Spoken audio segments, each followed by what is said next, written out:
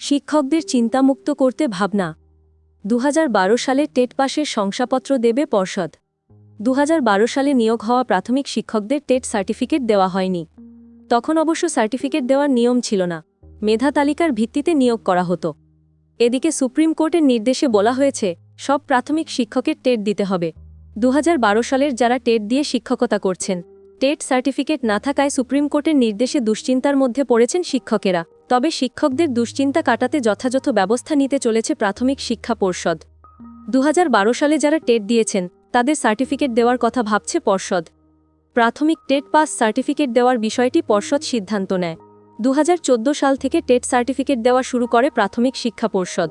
TET পাশ করলেই যে সকলেরই চাকরি হয়ে যাবে এমনটা নয়। পাশের মেয়াদ 3 বছর থাকার জন্য টেট সার্টিফিকেট দেওয়া শুরু হয়, এখন তাই চলছে। সুপ্রিম কোর্টের নির্দেশে কর্মরত শিক্ষকদের মধ্যে এক ধরনের দুশ্চিন্তা শুরু হয়। বিষয়টি পর্ষদের কানেও যায়। এ নিয়ে প্রাথমিক শিক্ষা পর্ষদ সভাপতি গৌতম পাল বলেন, সার্টিফিকেট দেওয়া একদম বলা যায় না। সার্টিফিকেট আমরা দেব ঠিকই, কিন্তু তার আগে সেই সময়ের নিয়মকানুন কী ছিল, কেন সে সময় সার্টিফিকেট দেওয়া হয়নি, আইনজ্ঞদের সঙ্গে পরামর্শ করব, এইগুলি ভালো করে দেখে নিয়ে সিদ্ধান্ত নেব। পর্ষদের এক আধিকারিক জানান, সার্টিফিকেট পাওয়া নিয়ে কর্মরত শিক্ষকদের কাছ থেকে একাধিক ফোন আসছে। তাদের উদ্বিগ্ন হওয়ার যথেষ্ট কারণ রয়েছে। যে সময় যে নিয়োগের পরীক্ষা নেওয়া হয়েছিল, নিয়োগের নিয়ম কী ছিল, সেগুলি দেখে ব্যবস্থা নেওয়া হবে।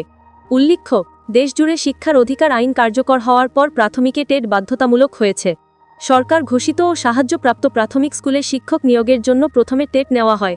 2012 সালে প্রাথমিক টেটে প্রায় 12 লক্ষ চাকরিপ্রার্থী আবেদন করেছিলেন।